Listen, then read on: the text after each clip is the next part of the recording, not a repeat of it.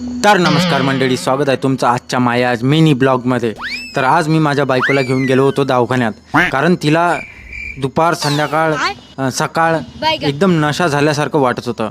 नंतर डॉक्टरनी चेकअप केलं आणि चेकअप झाल्यानंतर कारण माहीत पडलं की असं का होत आहे। तर डॉक्टरला विचारलं कारण काय आहे, तर त्यांनी सांगितलं की तुमचं रक्त या बाईच्या अंगामध्ये थोडं जास्त झालं आहे, त्यामुळे यांना सुस्ती येते, नशा झाल्यासारखं वाटते।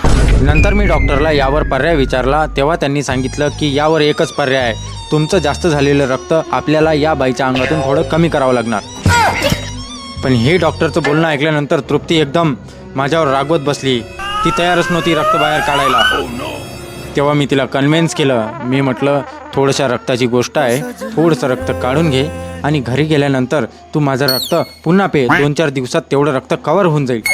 तेव्हा कुठं ती मान्य झाली, ती तयार झाली। नंतर मी तिला लॅबमध्ये घेऊन गेलो आणि तिथे रक्त काढायला सुरुवात झाली।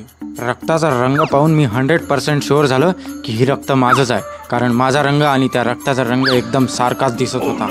आणि रक्त काढल्याबरोबरच परिणाम दिसायला सुरुवात झाली। तिला नशा पण होत नव्हती आणि सुस्ती पण येत नव्हती, एकदम हसायला लागली। रिझल्ट एकदम त्वरित दिसला, म्हणजे डॉक्टरनं सांगितलं ते खरं होतं।